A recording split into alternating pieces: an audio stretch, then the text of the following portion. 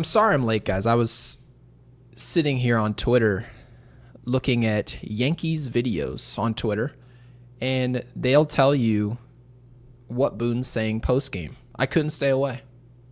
I couldn't do it. I'm sitting there listening to this, and Aaron Boone said he was short on arms. The back end of the bullpen. It's amazing. It's honestly, I don't even know what to say about it, but welcome back to the Nightmare on Boone Street. Yankees manager Aaron Boone decides to toss the baseball yet again to Devin Williams.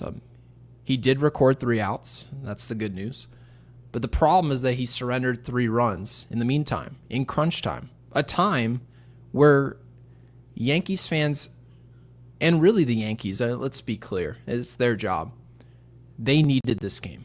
They're now 7 games back in the division of Toronto. Imagine telling someone preseason that this was going to be the case and trying to even possibly defend anything that's going on here.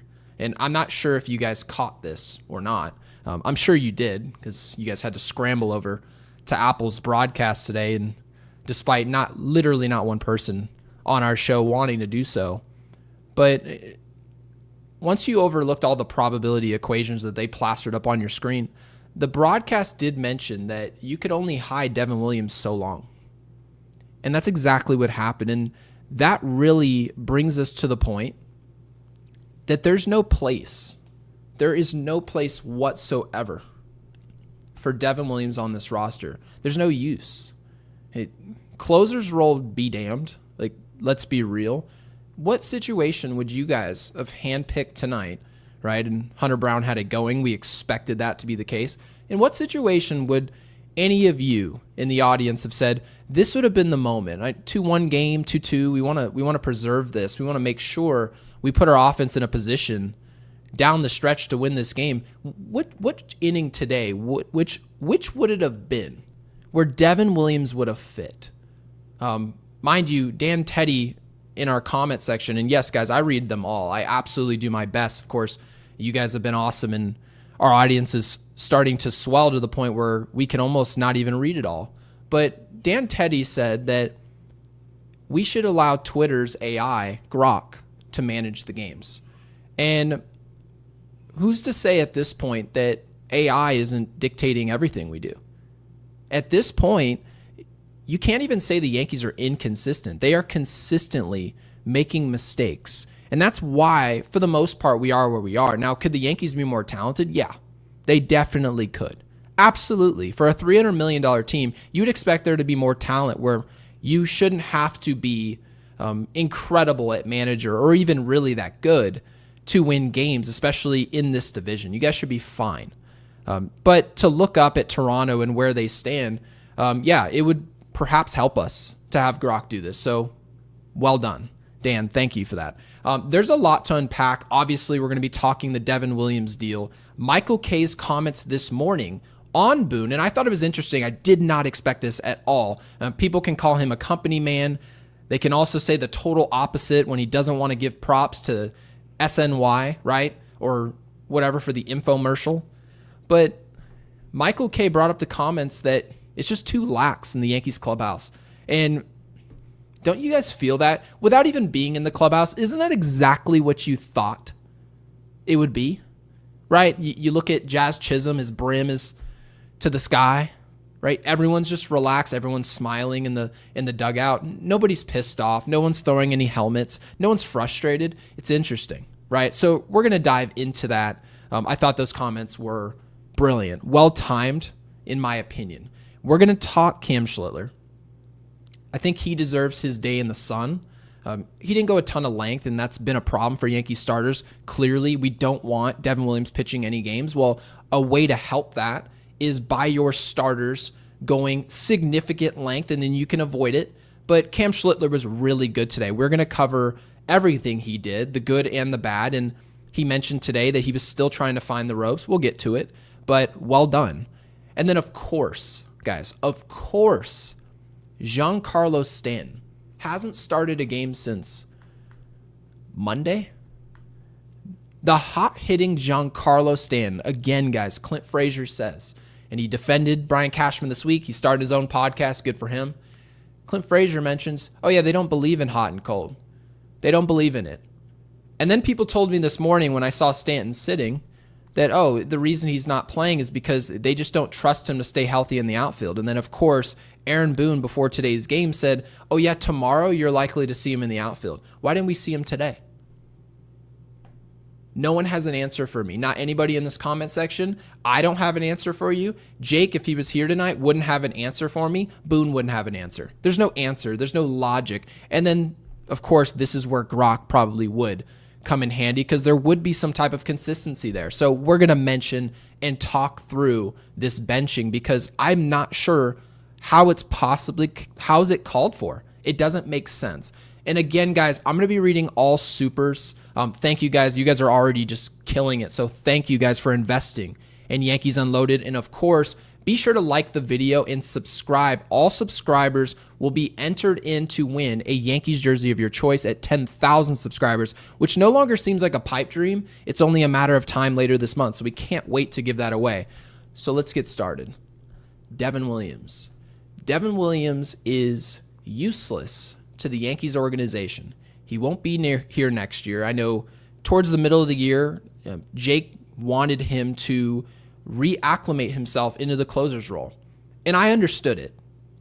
He was looking at what he had done in Milwaukee, what the Yankees clearly need, and the Yankees could have used someone like him, something like the performances that we saw, not in the clutch and that series with the Mets last year, not that Devin Williams, but a Devin Williams that can go out there and be serviceable. Devin Williams is no longer serviceable. He's not at that point. He can't pitch in the 7th inning. He can't pitch in the 8th. And of course, Luke Weaver earlier this season gets hurt, and Devin Williams was forced to go back into the closer's role. And we got pretty solid Devin Williams for 3 weeks. I'm sorry, guys. That's not a good pitcher. I'm going to hold him to the exact same standard I hold Anthony Volpe, I hold Jason Dominguez, I hold a Giancarlo Stanton, any position player or arm. I look at these players and say, who are you over the long term? And then I'll draw a conclusion about you. I can't look at you for 2 weeks and say, well, there's evidence that this can work. No, pitching for the Yankees, I need to know what I'm getting. And Aaron Boone is putting a player out on the field. He has no clue what he's getting.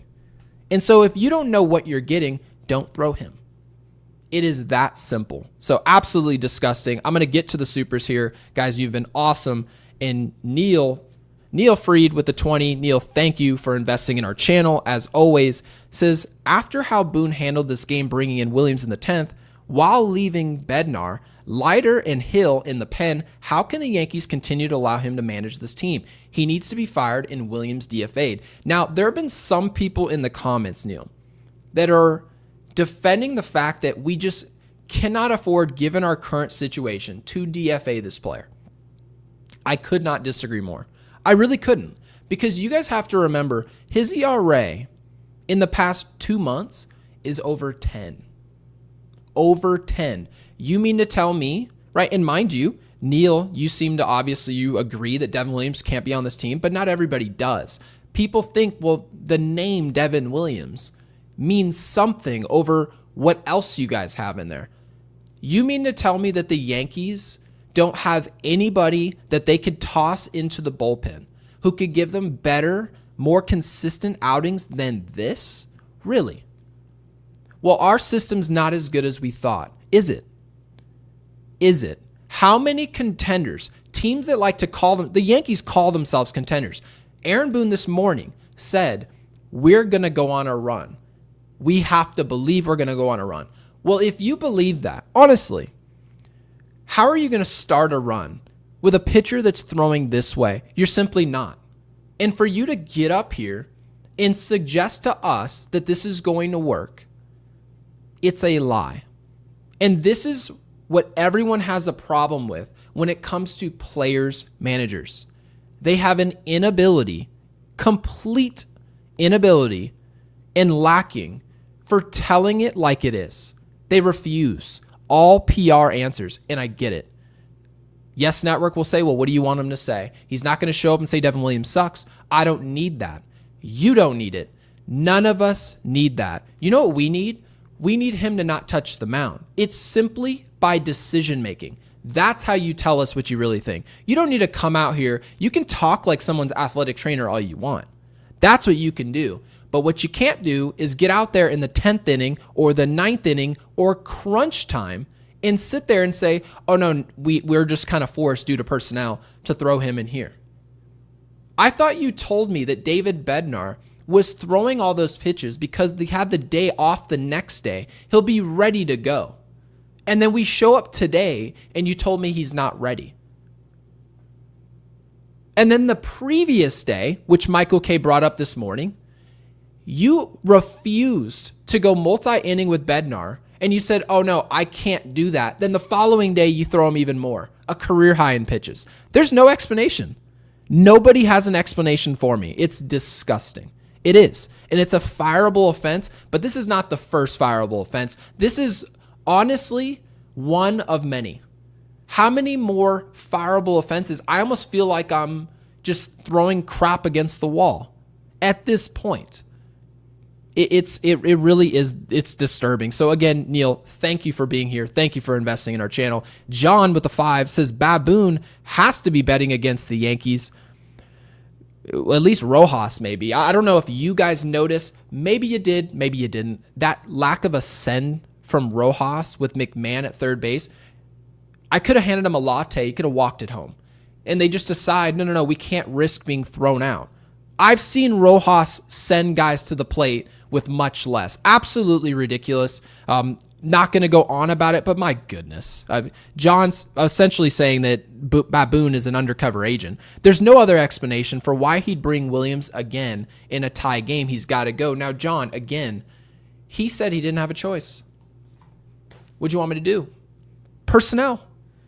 Didn't they just tell us that, oh yeah, that they brought in not the great arms. You remember this? As soon as we made all these moves, I ranked it as a B+ deadline. Most of you were somewhere in the Bs, right? B+, B-. We didn't get, right? We didn't go all the way. We didn't send the number 3 prospect in baseball for Mason Miller. We didn't go get Duran from Minnesota. No, we didn't get those guys. We got 2 to 3 good. A lot of good, a lot of depth. And we could say, oh yeah, the bullpen's not a problem. It's not a problem. There's plenty of arms, plenty of closers. And Jake was saying, oh, I would leave at the time. As soon as we made those moves, I would leave Devin Williams at closer, right? Now, you have 3 other arms who have actual experience closing games. So if you've got 3 guys and one of them's already on your roster in Luke Weaver, and Luke Weaver is a multi-inning guy, and you still, by the 10th inning of a must-win game, these are must-win, whether you guys want to believe it or not, you find a way to put Devin Williams back in the game, you failed as manager. That's your job. And guess what? If you're out of arms to that degree where Devin Williams has to pitch, you know what it means for Cam Schlitler? It means Cam Schlitler has to stay in the game longer. You have no choice. And this is what the remaining teams in baseball understand. This is what the remaining managers know about their roster. If I'm short in my bullpen, I'm not just going to go to the bullpen. I'm going to hang on with my starter. He's a starter for a reason. He's got the talent. He's got the stuff. So yeah, am I going to sit here and blame Cam Schlitler for not going more length? No. But if I'm going to sit here and Drew Thorpe, I see you in the comments saying he was throwing 99 miles an hour. I get wanting to protect guys. You're not in a position to protect them. So John, thank you again. And David L with the 6 says, so glad I turned it off in the 10th. It's the perfect time to turn it on. Saw Aaron, the Sergeant Schultz. I know nothing. Baboon, bring in Devin. I watched Hogan's Heroes reruns instead. I have learned. You have Yankees fans having zero confidence whatsoever going into clutch time.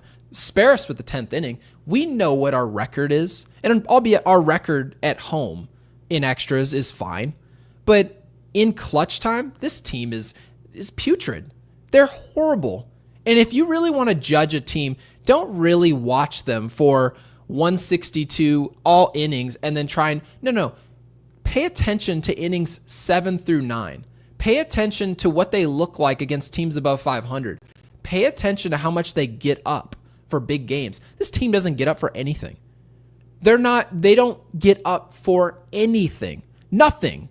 And of course, Michael K's comments this morning, which we will get to, they prove that point. This team essentially has no thump. They don't scare a soul. And I don't want anyone to think that, oh, these are the big bad Yankees, and when are we going to return to being the Yankees again? Oh, you'll know. You'll know based on the decision-making of Hal Steinbrenner when this team's had enough with the status quo, to be honest with you guys. So, David, thank you for the super. And Kieran, who's been a member for a month, says still can't believe he wasn't traded. Michael K brought this up, and I want to make sure I give him credit. The market for relief pitchers, it was expensive to get a reliever. Expensive. And I can tell you right now, the majority of Major League Baseball, if you really ask them, what do you think about Devin Williams? They'd say he's a good pitcher. I don't think it's working in New York at all. And most Yankees fans say, oh, this is the bright lights. It's really Sonny Gray, for being honest.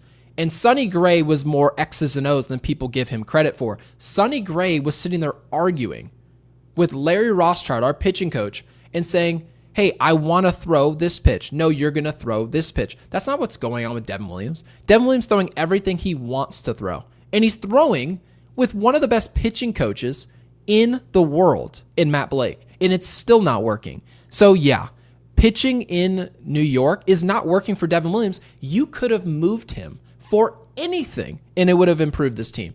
Addition by subtraction. So obviously disturbing. I could not agree more. So thank you for bringing that to our attention. And Rich Squires with the 5, also a member here at Yankees Unloaded. And guys, I have absolutely no idea how to pin being a member in our actual thing. So yeah, sorry about that. But Rich with the 5 says, I'm starting to think that Boone is doing this on purpose in order to get himself fired. Now, guys, he doesn't need that. He really doesn't. They gave him a 2-year contract, which I thought was hysterical. At the beginning of the year, ridiculous to do. No point in doing it. And they did it because they were riding the high of making a World Series, Rich. They were riding the high of beating Cleveland and Kansas City. Isn't that exactly what happened? Isn't that exactly what you saw? Us beating Clase and Bobby Witt Jr., a young team that wasn't even close to ready to win a World Series. And we went out there, beat those 2 teams, and lost in 5 games to an actual championship team. Right? And really, the 2 championship teams last year were the Padres and Dodgers. Is that something you're learning here at Yankees Unloaded, or didn't you guys already know that? That you watched the NL postseason last year, right? The other side, and said, this looks like way better baseball than what I'm watching over there. Class A was horrible the series before us, and then he came and played us, and now he's suspended forever. So ridiculous. So Rich, thank you for obviously... Yeah, thank you for getting involved in our podcast. We really appreciate that. And David L. says, Yankees players don't care, cashing checks, win or loss. That's going to move me to Michael K's comments. Michael K, and mind you, Michael K is around, right? He's around the facility, all over the place, walking in and out. And he's mentioned music.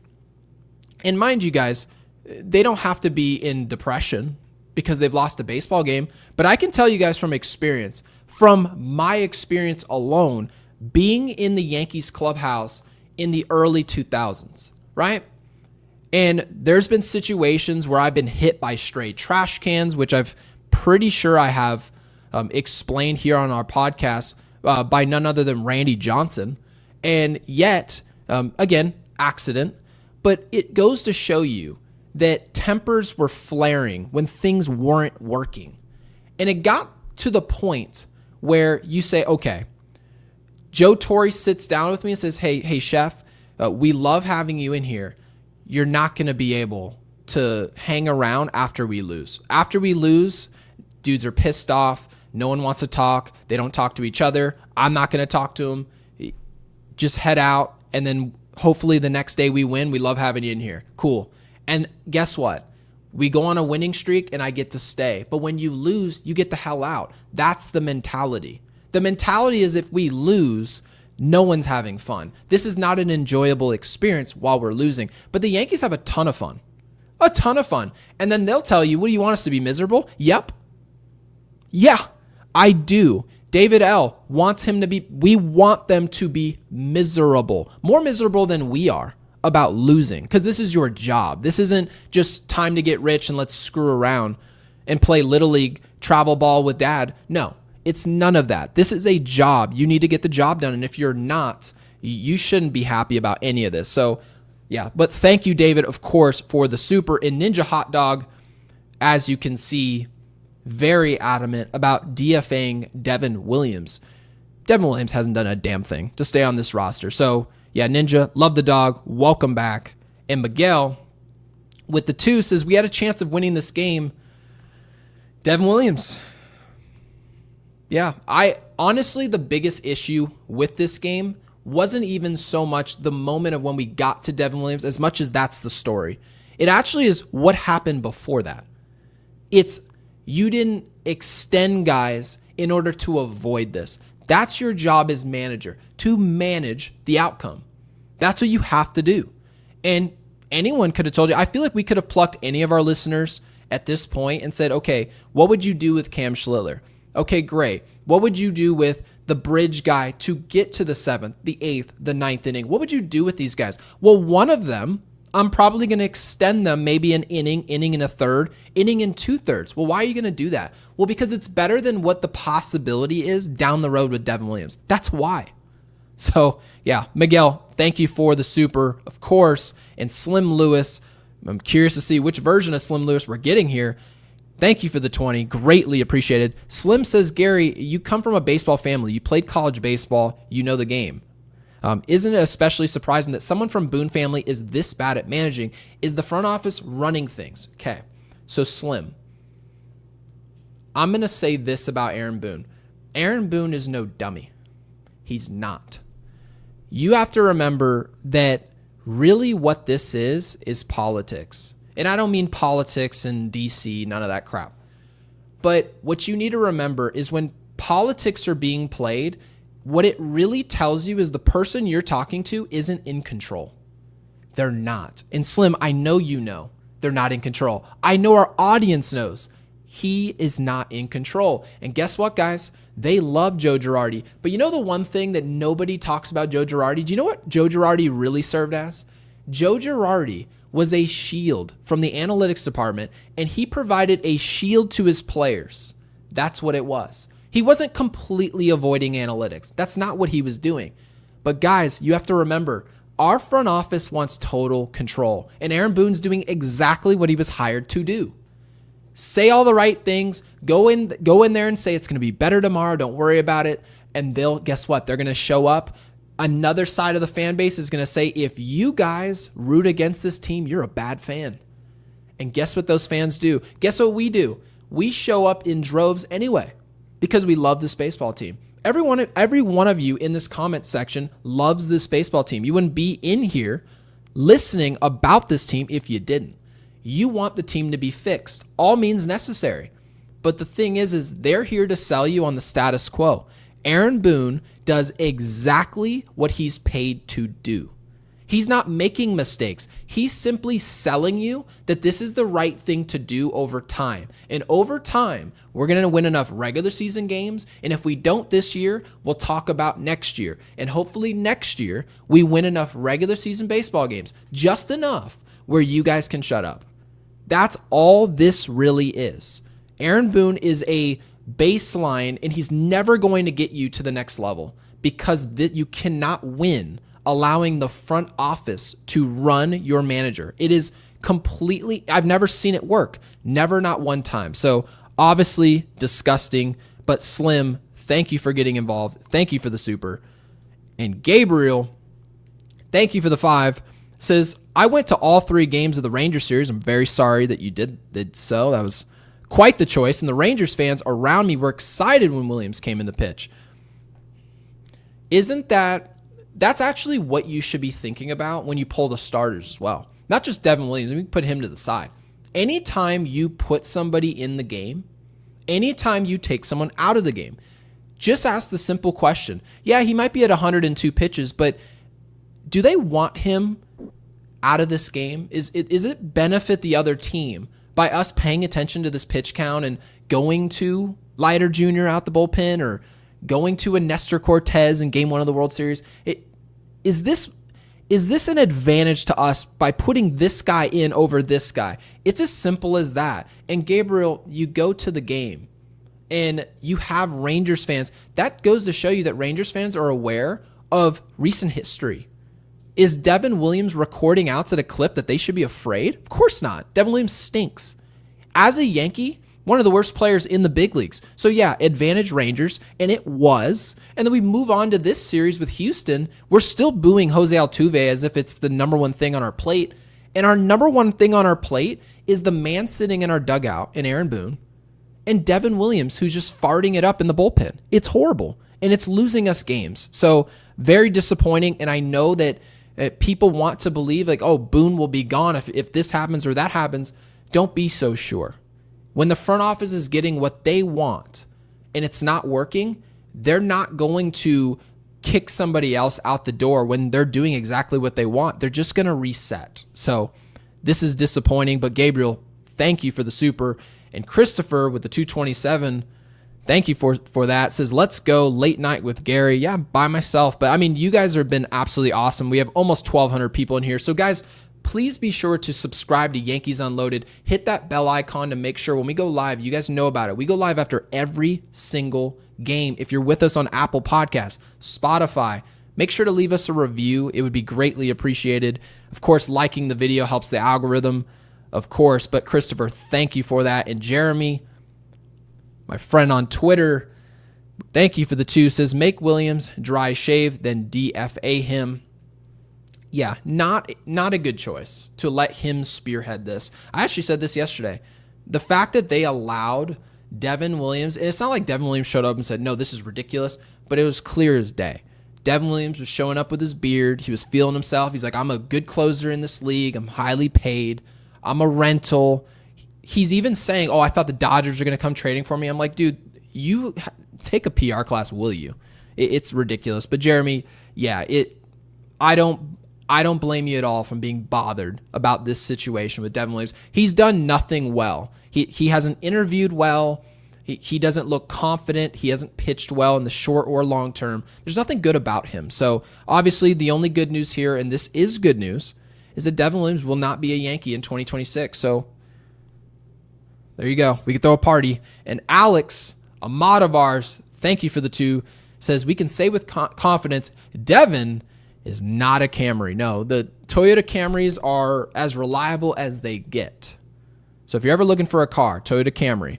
If you're ever looking for an out in the 9th inning, anyone but Devin Williams, not the Camry. I don't know what car he is. He's probably like an 02. He's probably honestly like a 1984 Celica. He's just garbage. And so Ness, thank you for the 2. It's a new name. I haven't seen this. Thank you. Welcome in. Says 3 for 8 in extras this season. Oh, 3 and 8. Oh my God. It comes to managing. No, they want you to believe that it comes to randomness. An anomaly. We can't believe it. So that's Ness. Again, that's their understanding of why this is happening. They think this is just bad luck. They think, and again, this is why you saw Michael K talking about run differential, right? Is, oh, this is our expected wins. We expected to win this many games by playing this type of baseball. Did you guys expect, if this actually all played out again, do you think it would go better? If they allowed Aaron Boone to manage, Devin Williams to stay on this team, whole roster stays the same, but we reset the season, do you think it goes differently? I don't. I think this is exactly who we are, and they need to look themselves in the mirror and make adjustments. They refuse. So Ness, thank you for that bit of information, as much as I didn't want to see it, but I appreciate it. And Kyle, who's been a member for 5 months, also a mod of ours, so thank you, Kyle, for doing so. As always, says, as soon as Williams comes in, I knew the Yankees lost. Yeah, actually, I hopped in the shower. I mean, I kept the game on my computer, but I mean, I knew this game's screwed. I think my mom literally called me and said, let me know if Devin Williams is coming into this game. I said, oh, I'll let you know. And sure enough, I saw him. Seconds later, after I got off the phone, I said, oh, he is. And she has the Padres game on. I said, yeah, we're already losing. Wild pitch on the first pitch of his outing. I knew after the first pitch we were screwed. He's not missing bats. The airbender doesn't bend. He's not a good pitcher. So Kyle, appreciate it. And Emmanuel Ortiz, thank you for the 5. Says trying to win in spite of Boone is an exercise in futility. At what point do fans look towards missing the playoffs to get him out? Tired of Boone ball.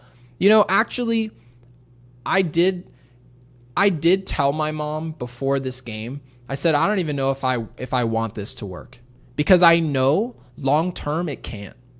It just can't. I almost feel like I'm like an athletic trainer, and I'm telling a client, hey, you can do it. You can do 10. You can do 10. One more. And they're on 3, and I know they're dead at 4. Why am I rooting for them to finish 4 if they cannot get to 10? It's not an enjoyable watch. It's not something that you're anticipating to work. So it's disappointing. It's sad, and it makes it ugly. If that makes sense, guys. It makes it to the point where you cannot watch this baseball team and say, I see this working. And that's what's just been so disturbing. So, Emmanuel, thank you for the 5. And Cedric with the 10 says, Boone has shown us time and time again that he is an awful in-game manager. I'm going to say this about Aaron Boone. This is my conclusion about Boone. I think Boone will be just fine if he has a dominant rotation. I mean, again, guys, I don't know which manager wouldn't be, but just hang in here with me. I'm going to make a point. He needs to have a dominant rotation, one that can go 6 or 7 innings consistently. He needs to have a super bullpen, and everything just needs to be as cookie cutter of a decision. He pitches the 8th, he pitches the 7th, he pitches the 9th. But anytime anything's off schedule, he has no ability whatsoever. Do you remember how yesterday, actually we had a day off yesterday, but the day before it, David Bednar went out there and threw 42 pitches, and we were all, not all of us, but I gave him credit for having the balls to do so. And I said, oh, look at that. He actually freelanced a little bit there, and that decision worked. Yippee. He has such an inability to think on his feet and make decisions that work in the short term. He is horrible. And I think Jake mentioned, and he's right in this, there's not very many great managers in the league. There's not like there's 20 of them. And I've heard from Yes Network, oh, if Aaron Boone was fired, he'd be hired. I don't care where he went, how long it took him to be hired. I don't care. Girardi's in the booth right now, and I still would rather have him. Highly flawed. But guys, his in-game managing is so poor. It's the worst thing about him. It's the worst thing about him. You can mention the analytics. You can mention anything you want to. The worst thing about him is his decision-making when it's all on the line. It's just poor. And you cannot win games consistently when it matters most in this way. So, Cedric, thank you for bringing that to our attention. It's very disappointing. And Michael McDonald with the 2, also a member here at Yankees Unloaded, says, how long do you think Baboon be in denial? Aaron Boone is not in denial. Aaron Boone is just lying to you guys because he was hired to be the front man. That's who he is. He's a front man to what this is, this whole operation. And the guys behind him, the ones who are really making the decisions, those guys are getting what they want. They're just disappointing it's not working. They're disappointed. So, yeah, he's not in denial. Don't wait for him to have a different takeaway. He sees what we see. Guys, he was a professional baseball player. He knows exactly what we know. He knows all this stuff, and yet he won't act on it. Common sense. Because, again, you see Joe in the comments says, don't look behind the curtain. His job is to be the curtain, guys. Aaron Boone is the curtain. So understand exactly what this operation is. This is a system. We are a disease. Our system is a disease. It's not good. So, Michael, thank you for the 2. Greatly appreciated. Thank you for being here with Yankees Unloaded. As always, in Farhana, thank you for the 5. Says Katie Sharp, and Katie Sharp is awesome at her job. Said the Yankees bullpen has 25 losses, tied for the 4th most. Hal doesn't care about winning as long as the seats are filled. He needs to sell the team. Now, let's start with Hal Steinbrenner. Hal Steinbrenner wants to win, but that's not all it takes. Everyone who starts a business or that's in a business, they all want it to work, but what are you willing to do to make it work? Are you willing to put in the extra time? Are you willing to study the craft? Are you willing to look in the mirror and say, what I'm doing is not working, I'm going to do something different? If you don't possess all of those abilities, you're not going to be a good business owner. It's not going to work. It will sink. And that's why if you go watch Shark Tank, you can tell a quality business owner before you even hear the business, because you need to see the type of person, the words that come out of their mouth. You need to. Go look at the Savannah Bananas. I hate watching the Savannah Bananas. I think it's horrible. It doesn't interest me at all. But what I know about the Savannah Bananas is if you look at their owner, he loves the craft, loves it, and will do anything to make sure his audience gets what they want. Anything. He won't sell the product. If they want someone to stand on their head in left field, they're on their head. He is making adjustment after adjustment after adjustment. And Hal Steinbrenner is doing it the same way. Why? Because he wants to prove it can work his way and not George's way. That's why he's here, just to remind you guys. So, yeah, thank you for the super. Farhana, really appreciate it. And I'm glad we brought the conversation to Hal because it was necessary. At some point or another, enough's enough with the situation. And Jake, there's my co-host. Thank you for the 5. That'll be going right back into your pocket, but appreciate the 5. It says, on the way home driving by Yankee Stadium, DFA Devin Williams, unacceptable. What happened to your closer? Volpe came through in what would have been the game winner, shaking my head. Also, Stanton. So, again, guys, and Jake, thank you for being here, of course. I'm gonna say one thing about Stanton. When Aaron Boone tells you guys that the reason that a player didn't play today, he couldn't play today because tomorrow he's going to play. And if that player is in the exact same situation you want him to have played in today, just know that manager is not good. Just know that. Oh, Stanton must, and I got this all the time. People were emailing me, people were DMing me on Twitter. Why isn't Stanton in the game, Gary? What is the explanation for this? And mind you, they're not really asking me. They're really just wanting to talk to somebody. And I literally would tell you, hey, maybe they really trust Stanton so little to just stay on the field. And my answer to it was, what are you afraid of? If Giancarlo Stanton gets hurt, he doesn't get to play. That's all that can happen if he gets hurt. Well, guess what also happens if you don't play him? It's the same as if he was hurt. He doesn't play. What's the difference? He hasn't played since Monday. You get to Friday and said, oh yeah, that guy, we're too afraid of him getting banged up out there. What are you afraid of? He didn't play for a week. You didn't get his contributions. And guess what was happening with Giancarlo? Was he hitting 210 with some pop? No. He was one of our hottest bats. This is just poor management. It's bad. And guess what, guys? Oh, he can't catch fly balls in right field. Jason Dominguez can? Jason Dominguez he's hit 1 home run since July 4th. And you guys are going to tell me, because he's a good base runner and he has a strong arm, one of the worst fielders you've ever seen, and he can play left field, the hardest position in the outfield for the Yankees. And Aaron, and you're going to mean to tell me Giancarlo Stanton can't be trusted in the smallest dimensions in right field at Yankee Stadium because you're afraid he's going to get hurt? It doesn't track. There's no logic to it. There's no explanation for me to give you guys. It's just total buffoonery. And if Stanton shows up and starts tomorrow, guys, he's going to be in right field tomorrow. He's going to be in right field. If he makes errors, they're going to say, see, guys, this is why we didn't want to do it. And then if it works out, they're going to say, see, he's fresh. Awesome. Now we're going to get Big G. What's more likely to happen is that Stanton's not going to play well because he hasn't touched a baseball bat in 4 days. Stupid. So, Jake, thank you for bringing it to our attention. Ridiculous. And Sean with the 5 says, Boone's just running Hal's script. There you have it. Sean is on it. Says, Hal hated the Yanks because his dad loved him more than him. This is the revenge on the fans. So I don't necessarily buy all the hoopla about the family dynamic, but the one thing we know, and Jake told us this on the broadcast, Hal does not want to be his dad. And we don't mean a winner. It's not what we're talking about.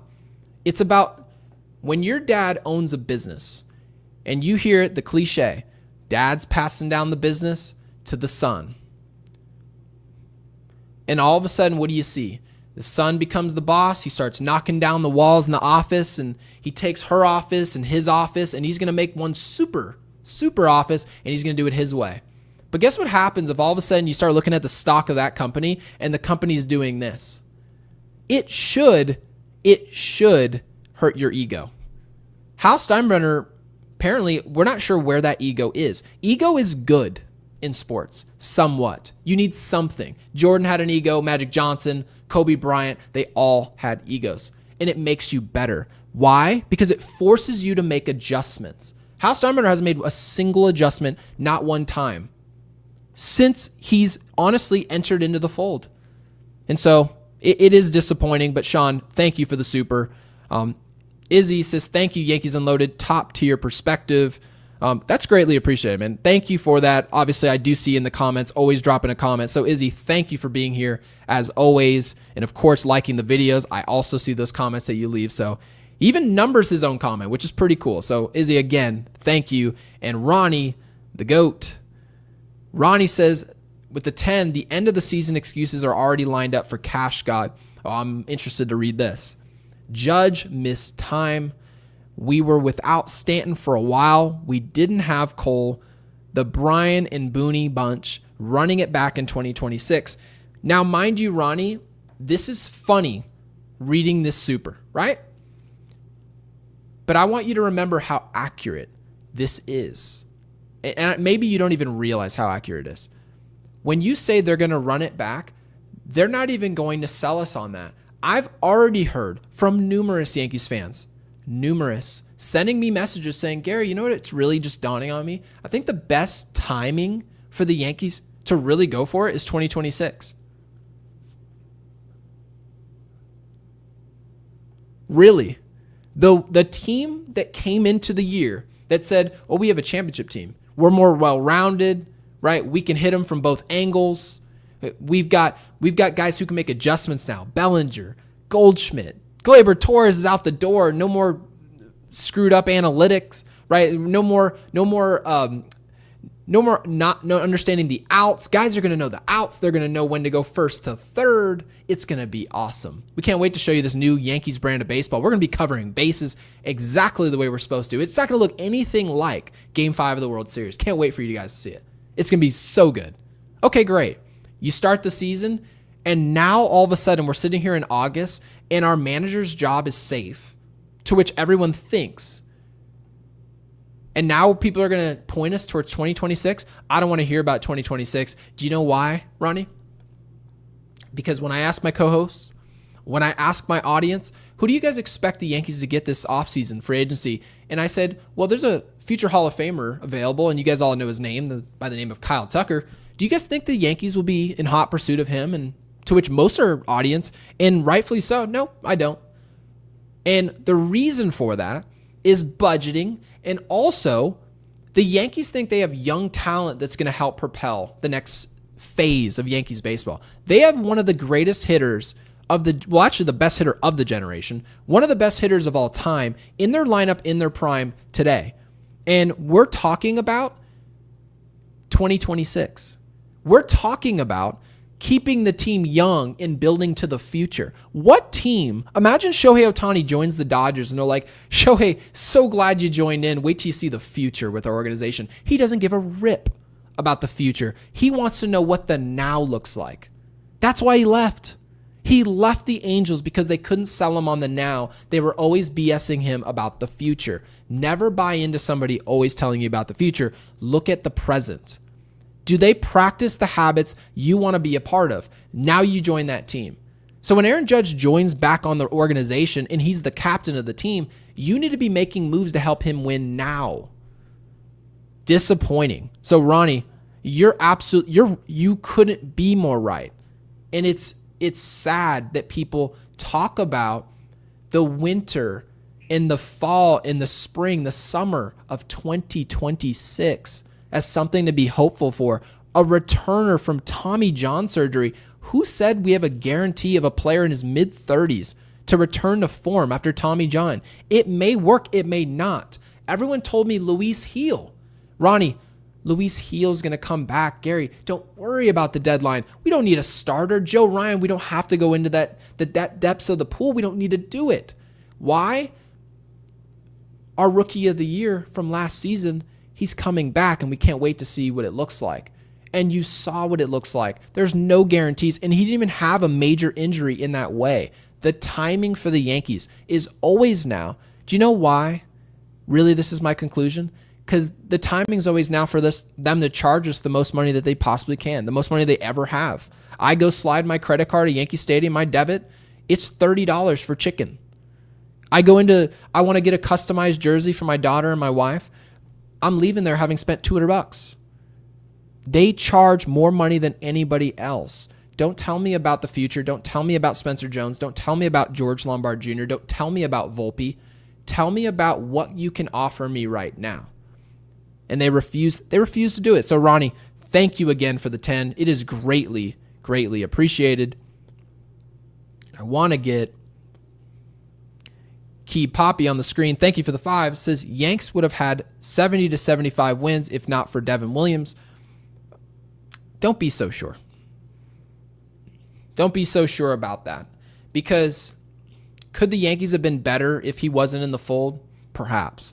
But keep in mind, this was the option that the Yankees went with to actually go get another arm in their bullpen. We needed more arms. And before the deadline, who did the Yankees have? Mark Leiter Jr. Half our audience had never even heard of. I hadn't heard of Mark Leiter Jr. Do you know why? Because he was pitching for the Chicago Cubs and not well. And we traded for him because of analytics and his splits against left-handed hitting. So is that really enough in the bullpen to go win 75 games at this point? Not really. The Yankees probably are just blowing games with somebody else. So, yeah, I disagree a little bit there. The Yankees and Brian Cashman had to do more. They didn't do it in the offseason, which is not a surprise. They like to go into their seasons highly flawed. And then once you get to the middle of the year, you start to realize how many holes there are. And then they try to patchwork it. And they fall just short because teams don't patchwork their way to titles. They do it in the offseason. So teams that win titles get the finishing pieces at the deadline. Dodgers did it last year with Flaherty. The Padres just tried to do it with Mason Miller. So obviously we'll see where those chips fall. But thank you for the super. And David L. with the 250 says, hey, had an 84 Celica car, solid unlike Devin. Yeah, Celica. I'm pretty sure it was a Toyota, which they discontinued, but very old school car. And Ricardo, I'm not sure. I think this is in pesos, but thank you for the 49 pesos. And we have an audience in Mexico. So Ricardo, welcome in. So thank you for that. And Miguel, thank you for the 2. Says best Yankees podcast on YouTube. Keep it up. Keep it going, bro. I really appreciate that. Thank you for being here. And again, guys, please be sure to subscribe to the channel. I cannot believe, people say it every single day. They're like, we cannot believe you guys have the audience, and the audience returning to your podcast, which we could not be. I know, Jake, we were just talking about it yesterday of how thankful we were for this audience. And we're really not that big yet as far as subscriber count. So thank you guys again. Be sure to subscribe, be part of the giveaway. But Miguel, thank you for that. And T with the 2 says, add to my first, Devin Williams responsible for 8 losses this year. Now, to give you guys some context, because now, and I just checked, and Boston is up 5-0, so that lead, it's seeming like the AL East is just cooked. So if you guys thought the Yankees were going to storm back in the AL East, and at one point or another, I was sold for a second of, oh, maybe we did enough. This is obviously, as soon as the deadline was over, the lead was about 3 games. You could justify that the Yankees could find their way back into it. Maybe Toronto can fall back. Maybe Boston couldn't be on such a torrid pace. But when you look up and Toronto's won 3 games in a row, Boston's going to win again today, be 4.5 ahead of you. Yeah, if he's responsible for 8 losses, let's just say you assume the Yankees win 6 of those games. 6 of them. We're honestly a game and a half back of Toronto. It's a huge difference. 6 of 8. 5 of 8. It's a massive difference. So don't ever let someone tell you, oh, we're not a Mason Miller away from contention. We're not a Duran. That would be a major mistake. Point them to this. Point them to these type of numbers. So thank you for bringing that to our attention on our podcast. It is greatly appreciated. And Ricardo with the 129 pesos, really appreciate it. Says, hi from Mexico. There you have it. Ricardo, thank you. Says, this is Boone's fault. You just can't put a Devin in knowing his situation. Guys, in our audience, and I want you guys to drop in the comment section. I want to read what you guys have to say. I want to see it on our screen. Who would you have brought in this situation? I know Boone said post-game, I wanted to stay away from Leiter. He actually said that the other day. Remember that? Oh, I want to stay away from Leiter. And then you know what ended up happening? Leiter pitched the following inning after Devin Williams. So curious to know what our audience thinks about that. Bednar. I see David L. in the comments saying Bednar. Tim Hill from Dan. Did we have any options in our bullpen that actually would have been worse than Devin Williams? I think that's actually the creative thought is how could it have been a worse decision? And when you can call your mother, who's not a Yankees fan, a Padres fan, and she can say, well, just tell me, make sure Devin Williams isn't pitching. You think the other team isn't thinking that? We had one of our super chatters earlier on the show say, I went to 3 games earlier this year in Texas just last week. And their fans were hoping to see your closer at the time. We wanted to see him. They said the same thing last year with Clay Holmes. Well, we can't wait to see that guy. Can't wait for him to pitch. Oh, really? Well, here he is. You win. So, Ricardo, thank you for the super. Thank you for the 129. Greatly appreciated. And Neil with the 20, also a member here at Yankees Unloaded, says, Gary, when will Hal wake up and realize that allowing Cashman and Boone to run this team is an insult to Yankees fans, especially considering how much money they make and how much fans pay to go to the games? So, Neil, I'm going to say this about Hal because this is what's really important. I'm sure you probably look at this situation and say, Brian is not an accurate reflection of what the Yankees should be. I think we can all agree on that. Here's the problem. Hal's here to make a statement. That's why he does this. Otherwise, he would have gave up the team a long time ago. He doesn't love this. He wants to prove, I can do this my way. And my way is the more mature way to run an organization. He's been front and center talking about the luxury tax, right? He's concerned about picks that they're losing. He's concerned about all the wrong things. He's concerned with profits. He's concerned with if the Yankees just simply go out this offseason and go land a Kyle Tucker, let's just say, hypothetically, you land Kyle Tucker, you deal a Jason Dominguez and a George Lombard Jr. and a Ben Rice, and you throw some mega trade together and get Paul Skeens, right? You're trying to go nuclear. It's not going to happen, but I'm just making a hypothetical. Everyone would say in that situation, oh my God, the Yankees are moving unlike we've ever seen them before. And you know what it would do? Here's the unfortunate part. If they won in that fashion, it would set the precedent that that's your new expectation. Dodgers fans get to move that way. Padres fans get to move that way. Phillies fans get to move that way. Mason Miller, Duran, yeah, we'll trade for Juan Soto with 2 years of control. Yeah, we'll flip him for Michael King. We're always going to do the aggressive thing. But if the Yankees do the aggressive things, you guys start asking for different things. But what does our audience always tell us, Neil? I say I want Kyle Tucker, and what do the people say in the comments? But we have to be realistic. That's because of this treatment that you've received over the last 15 years. Depending on how old you are as a Yankees fan, how long you've been watching this team, you're going to respond to what it is they do. And Hal wants you guys bought in to smart spending, patience, young talent. He wants you guys all bought into the future. And there are a lot, more than I'm comfortable with, buying into this mentality. It is an absolute plague to the organization. And I promise you, Hal's not looking at this and saying, Boone's just not getting it done. Boone's doing what he would like. And so if it's not working, he feels like it's something personal to him. They're going to hang on as long as they can. So Neil, thank you for the 20. It's greatly appreciated. And Fangirl for Life with the 2, also a member here, says it's time to get rid of the Ghost Runner, in my opinion. Yeah, they do that to protect health. Obviously, players are just not healthy. So, unfortunately, nothing we can do about that. But I don't think this rule is going anywhere. I really don't. It avoids the 16, 17 inning games, which is their goal. So, it's not going to be there in the postseason, as you know. And William Wallace with the 5 says season is over. Just give up on janky baseball, except this podcast. So, William, thank you for being here. Red Sox have the magic this year. No shot. Yankees beat anyone, even if they make it. So, Williams, of course, talking, and again, William, thank you for the 5, is talking about the wild card.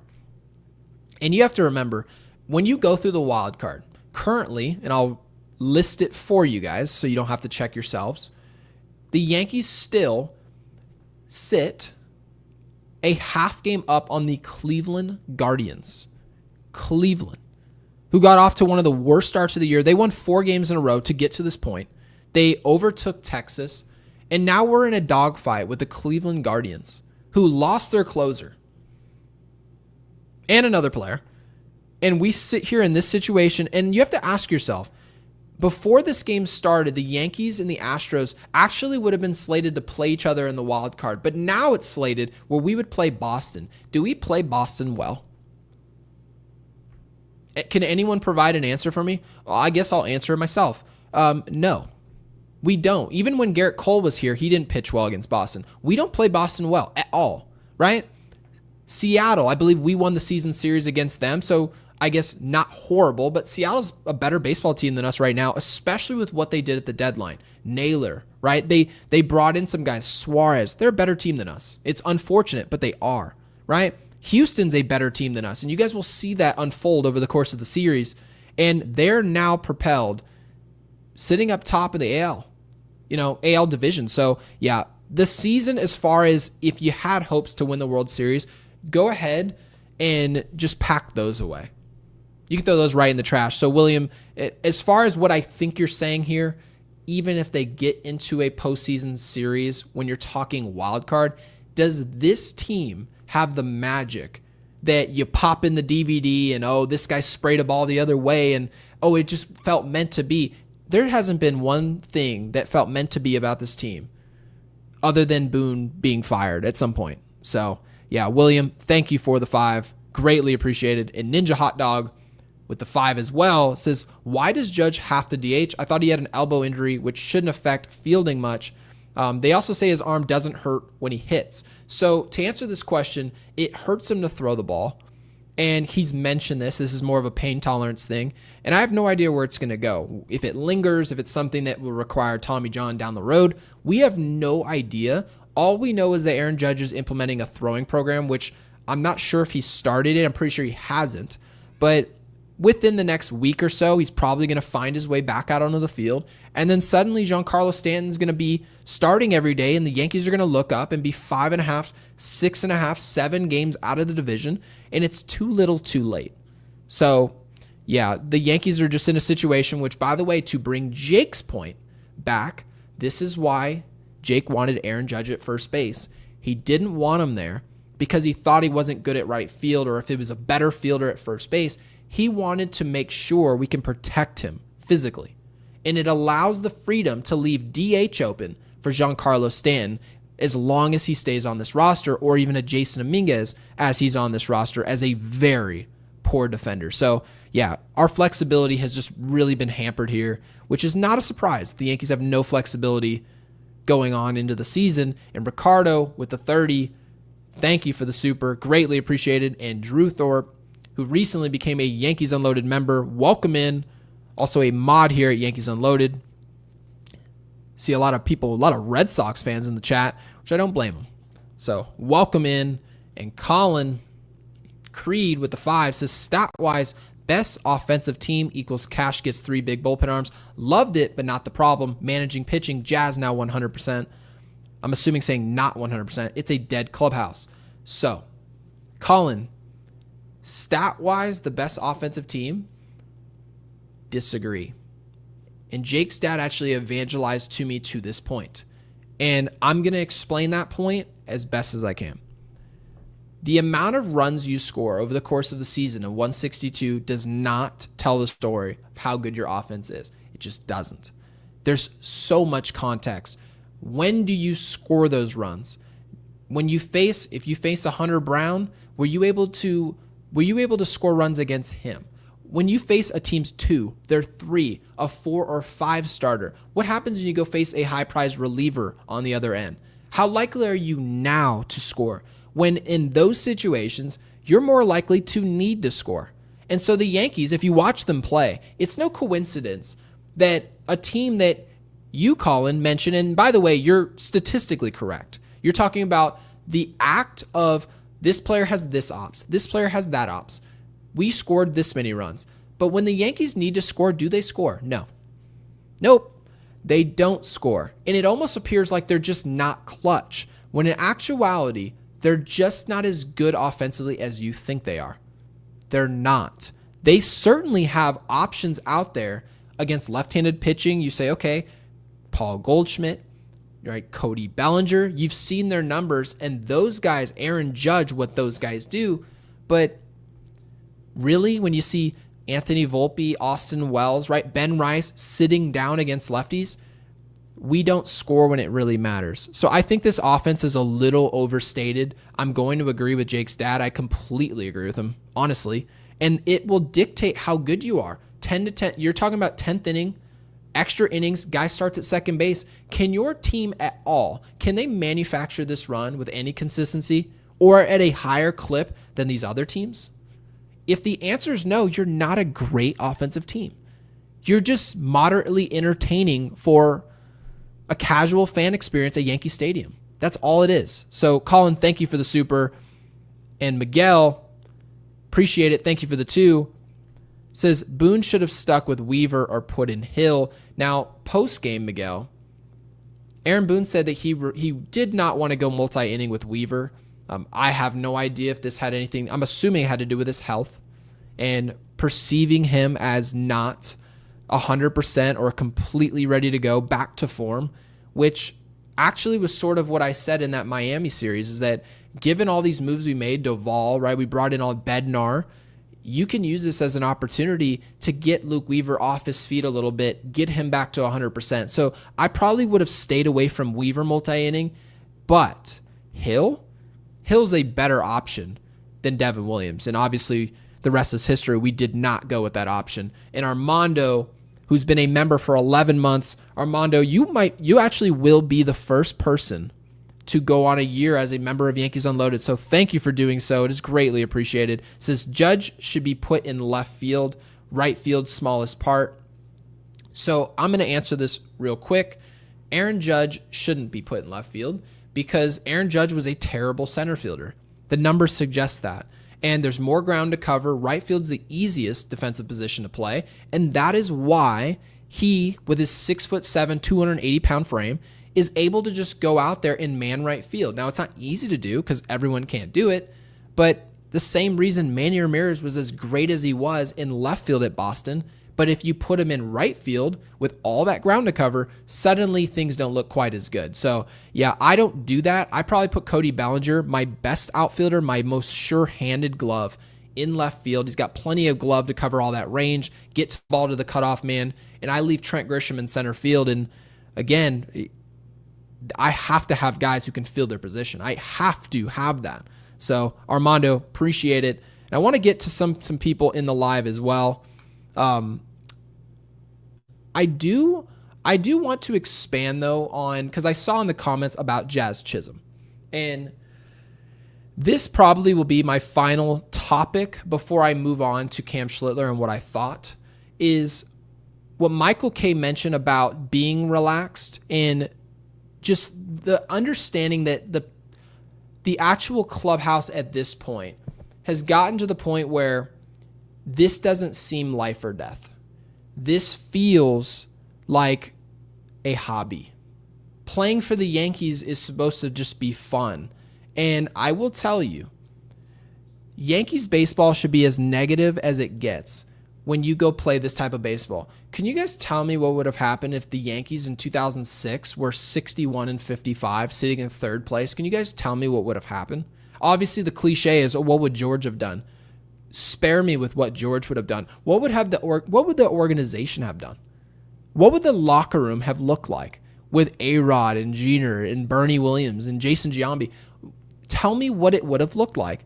Would people have been wearing their hat backwards? Would you have seen Bernie Williams wearing his hat at the top of his head and smiling and spitting sunflower seeds and just enjoying themselves while we're actively losing baseball games against decent baseball teams? We're not talking Houston. We're talking Miami, right? We're talking a lot of decent baseball teams that or even bad, that we just can't find ways to take care of. I literally saw just today, people said, oh, Toronto beat the brakes off of Colorado.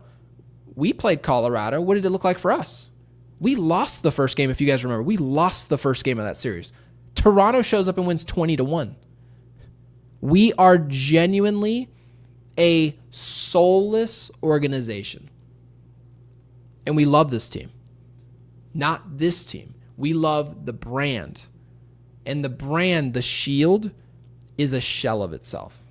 It is genuinely disturbing. And I want to throw this up on the screen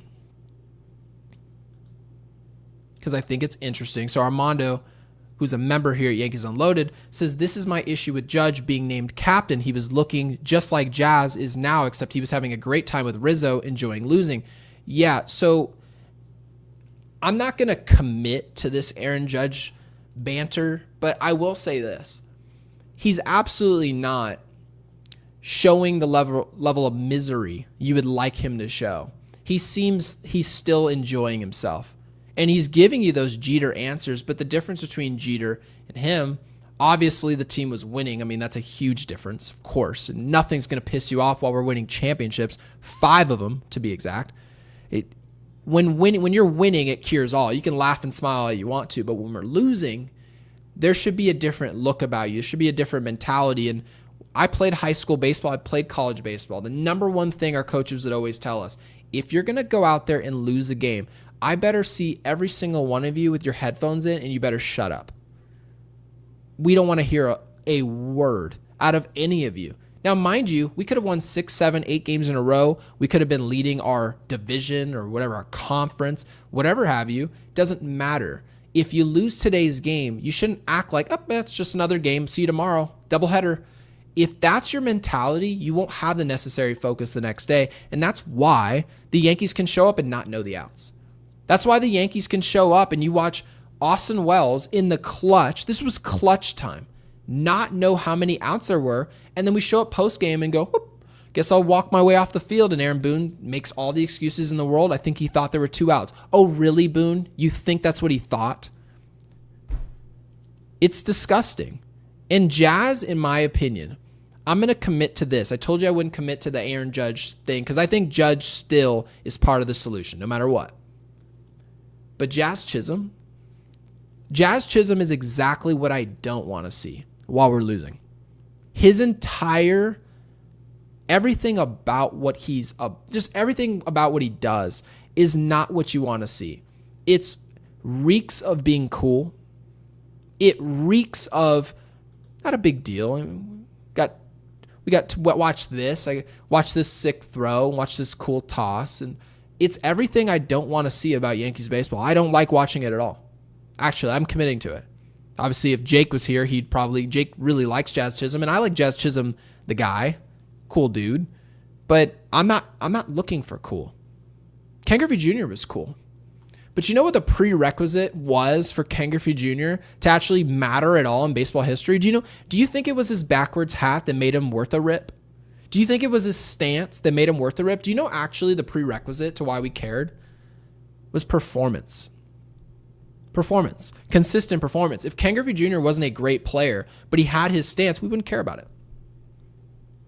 If he wasn't going to the home run derby after performing well and putting up monstrous numbers in the first half, showing up as an all-star, not stretching, and he's like, yeah, watch this. I'm going to be cooler than you, and I'm going to perform better than you.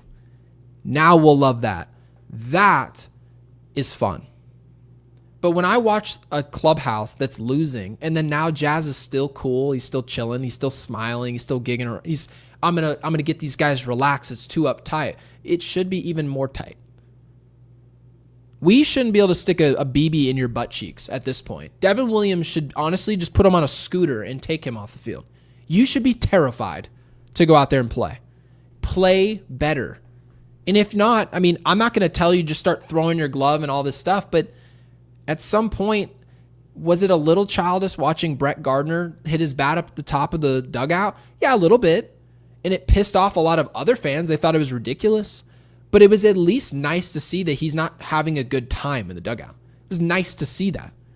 I don't need 9 dudes doing it, but at least 1 or 2 of them, and you don't see that. It sucks. It's absolutely horrible. And Steven Gonzalez, it's a great question. So Steven Gonzalez with the 2 says, Gary, do you think we're making the playoffs, the wild card? I'm going to give you an honest answer. So the division is absolutely kaput. You can go ahead and just kiss that goodbye. 0 chance whatsoever. Obviously, the Yankees probably are going to have some goon watch this podcast and say, oh, let's go save this video just in case we win it. You can go ahead and delete it now, you jabroni. You guys are not coming back. Here's the wild card. So the wild card race currently is Boston in the first place. You have Seattle, us, Cleveland behind us. Now, Cleveland has won 4 straight. They've won 8 of the last 10. They did just get rid of Bieber, who's on rehab right now with Toronto, expected to help them and not Cleveland. Now, I'm going to say this. I'm going to make the assumption that the Yankees are going to get in as the final team in the wild card. It should satisfy no one, but when we get there, and if the Yankees get out of the wild card, which is still possible, out of a wild card series, it's impossible for every team. Every single team in a wild card, it's not that difficult to get out of the wild card series. If the Yankees end up in the division series, you're going to have fans thinking we're closer than what we are. You're going to have the Yankees selling to you that we're closer than what we are. And it's all a matter of if you guys are picking up what they're putting down. So we'll find out. We'll find out exactly the temperament of Yankees fans. But Steven, thank you for the super. And Stefan, appreciate you becoming a Yankees Unloaded member. And yeah, it really... Now I want to know what Virtual said. This is actually a pretty good question, though. And Grant Chamberlain says, how does Jazz make the All-Star team, but Belly doesn't? It was ridiculous. And then, of course, obviously, I thought it set the perfect precedent for the second half. Perfect. The vibe was perfect. Jazz is going to do the home run derby. As soon as you guys saw Jazz is in the home run derby, you should have known he was on his BS. And there's probably people from other fan bases who are like, what's the big deal? It's supposed to be fun. No, this is supposed to be business. We're supposed to be business first. That's why you see so many players on their respected teams. I'm going to opt out of I'm going to opt out. I'm going to opt out of this event because I want to make sure my swing's ready to go. Right? Aaron Judge doesn't do the home run derby anymore. Why? Because he's more focused on performance. That's why. And his second halves have proven themselves to be better than they were in years past after doing the derby. And people just act like it's just pure luck. And this is a fireable offense in its own right. FIFO 8490 with the 2 says from 7 up to 7 down. It sucks. It absolutely sucks. And there's no way for me to sell to you guys. This is part of the reason why I think there's been a disparity between, and certainly Jake feels a little bit different now in today's world. So I'll defend him in that way. But Jake he's put 2 feet in the sand with the fact that the Yankees technically aren't dead. That is true. The Yankees can go into the wild card and you can go on a wild card run technically and you can go win the World Series. You're allowed to win the World Series out of the wild card. That's why it's there. It's there to encourage smaller market teams or bubble teams to think that they have a shot to win the World Series. The Mets last year, the Mets gave it a real run. And that's why this stuff exists. So from a technical standpoint, the Yankees can win the World Series by farting themselves into the wild card. But my perspective on it is I watch this team every day. This team's going nowhere until you guys make major pickups. And I mean a monstrous offseason where I can look at the roster and say, oh yeah, that team right there is better than them, and them. And I like who's managing the team. I like who's putting which player where. I like that if I have a Devin Williams, or maybe we can get Devin Williams off the roster, but you guys get the gist. If somebody's not performing, I can trust my manager to use him when he should be used, which is garbage time. We're failing in many ways. So, yeah, really appreciate it, FIFO. Thank you for the super. And so I want to get into Cam Schlitler because Cam Schlitler, last but not least, he does deserve his day in the sun. Cam Schlitler gave us 5 innings. It wasn't a ton of length. But when you're matched up with Hunter Brown, this is about run prevention. He knew that coming in. Maybe he didn't, but the entire team did. You need to go toe-to-toe, and I'll tell you right now, you don't get to go length unless you're surrendering 2 runs or less, given your matchup. Hunter Brown's not going out there and giving up a 4 spot. So to stay in the game, to be in the game in the 5th, 6th, 7th inning, the team's either going to have to give you run support out of nowhere, or you're going to have to be dominant. And I think he stayed in the game as long as he physically could. Again, you see that slider is at least somewhat of an issue. That's the pitch most likely to hang. His four-seam fastball is dynamic. It's located. And he's going to be a really, like a contender, honestly, for the top of the rotation. Not as an ace, but potentially a 2 or a 3 in this game. And that's a great arm. Something that's valuable. So I was proud of what Cam Schlitler did today. It's just a shame that this is the type of performance and the type of team and the positioning that we've put him in, because you would like to believe the Yankees as a team could do enough as an organization to win a game where a rookie could pitch this way. So very disappointing. And Jordan Richard with the 10, thank you for the 10, says, I think this is done on purpose to send a sign to DFA Williams sooner. We will have to DFA him anyways when Cruz and Yarby come back from injury. I will be shocked if he has a job in the morning. So I'm going to go ahead and nip this right in the bud. Aaron Boone's fighting for his life. There's no way, given our positioning in the wild card, we are a bubble wild card. We're not even safely in the wild card. You can look up and see Boston and Seattle. They're 64 and 52, 64 and 53. They are well above us. 3 games, 2.5 games above us. And Boston's about to win and be 3.5 games above us. Those teams can afford to send messages within the organization. We can't. We're not in that spot at all. The Yankees aren't in that type of spot. So as much as I wish Boone was smarter and he was really just trying to send an FU to his GM, I don't think that's it. I think he's been trying to avoid it. Devin Williams pitches the 9th. He blows the save. Then all of a sudden, 2 days later, you see Devin Williams win. High leverage in the 8th. He blows the game in Miami. And then all of a sudden, you fast forward to this Houston series, and you don't see him in the 8th. You don't see him in the 9th. When do you see him? Top 10. Gives up 3 runs, blows the game. He's blown now 8 games this year. So now I don't think it has anything to do with that, but obviously Cruz and Yarby are major upgrades there when they are back. So yeah. Jordan saying, I would be shocked if he has a job in the morning. Drop it in the comments right now. Do you guys think Devin Williams makes it to the end of the season? I do. Unfortunately, I think it's ridiculous if he did. I'm going to say that they just run him out there.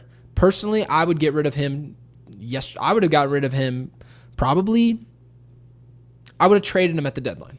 So there's my answer. I wouldn't have DFA'd him, but our chat has high hopes. I see that. So Jordan, you're not the only one.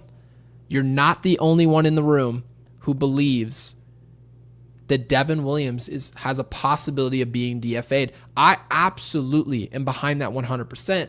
But do I think the Yankees will do that? I don't know. That'd be one of the craziest things I've seen in a while.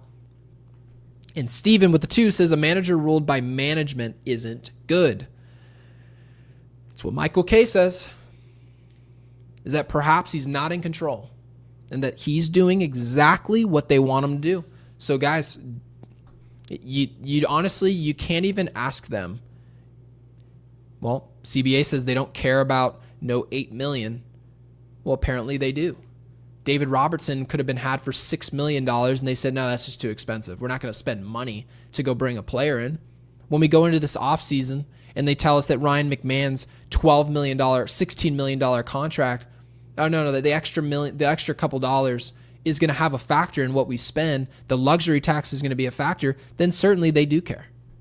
They do care about that money. So as much as I would like to believe that they don't care about some of these contracts, 10 million, 12 million, Paul Goldschmidt, I feel like the only team in Major League Baseball that's shown we don't care, we will make sure we do everything we can to win, is really what? Philadelphia, San Diego, Los Angeles, Dodgers.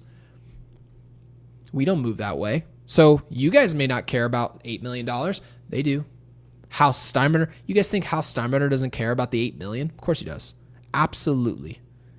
He's literally paying Aaron Boone. He's literally paying Aaron Boone to run this team. He's paying Brian Cashman to spend his money. That's his job. The general manager. So guys, I want to tee up tomorrow's game. You'd wish that we had the day off, but unfortunately we will not. So 5-3 loss, obviously super disappointing. We play again tomorrow at 2:05 Eastern time, so early game. You guys have been absolutely incredible today. Thank you guys for all the supers, of course, and supporting the channel. And, oh boy, is that Framber Valdez? Okay, so great. Here's what we know. That's why they were teeing up Giancarlo Stanton to play right field. He will be in right field tomorrow. Aaron Judge will be playing. He'll be DHing. Jason Dominguez will be off the field. You're going to be getting Cody Bellinger, who does reverse splits. He will be probably at the top of the lineup. Paul Goldschmidt might be leading off tomorrow for the Yankees. Ben Rice is likely sitting. Great day today at the plate. I would love to see more Ben Rice. I would love to see him at catcher. I know Austin Wells almost did something really well today, but yeah, I personally, I would like to see Giancarlo Stanton will be starting tomorrow. It will happen. And Luis Gil, I'm going to say this about the Yankees. Tomorrow is the backbreaker. I understand a lot of you have sold on what the Yankees are selling. You don't believe they're a Cinderella story. You don't think they have it in them. The game for the Yankees to learn about themselves, the ultimate mirror, will be tomorrow. Luis Gil was their sale job. We didn't go get Ryan from Minnesota. We didn't go get Cabrera from Miami. We didn't get an Alcantara. Regardless of how good those fits were, regardless of how much you guys enjoyed those fits, you can look up and say, oh no, we've got Luis Gil coming back to this rotation. We think Cam Schlitler can stay in this rotation. Well, we've seen what Cam Schlitler can do. We bought into that. But Luis Gil, let Luis Gil go out there and get blown up again. He's got a 13.50 ERA, and he's not ready. He's not. And we're just going to hope for the best. So depending on how this goes, you're going to really see fingers being pointed very quickly. Because I tell you right now, this front office wants to figure out who's the problem. They've been firing trainers, hitting coaches, right? Bench coaches. Oh, yeah, those guys are the problem. You got Aaron Boone coming out and yelling at their first base coach. Oh, no, it's Rojas, right? It's all these other people, but it's not them. It's not the core. And they're going to learn about themselves tomorrow. That group that they've been selling us, it is a facade. It's not working. So, again, guys, thank you for being in here. As always, you guys have been absolutely incredible. We've been sitting over 1,000 concurrent viewers. So make sure you guys are subscribing before we go. Make sure you hit that bell icon. If you are with us at Apple Podcasts, Spotify, make sure to drop us a 5-star review. It'd be greatly appreciated. Make sure you like the video. And I'm trying to figure out what we should drop in the comment section. I've got it. If you believe that Devin Williams will be DFA'd, drop Devin Williams will be DFA'd on the given date. Whoever gets that right, we'll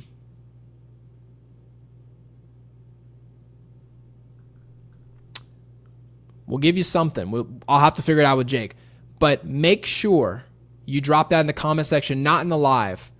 When you think Devin Williams will be DFA'd, cannot wait to read those. He should be DFA'd. He's not worth pitching. He's not the closer. He's not your 8th inning guy. He's not a bridge guy in the 6th or 7th. And he definitely isn't the extra inning man for the job with a ghost runner on second base to miss bats. He attracts the barrel of the bat. So drop that into the comment section. Can't wait to read them. Appreciate you guys. Thank you for all the supers, and we will see you guys again tomorrow.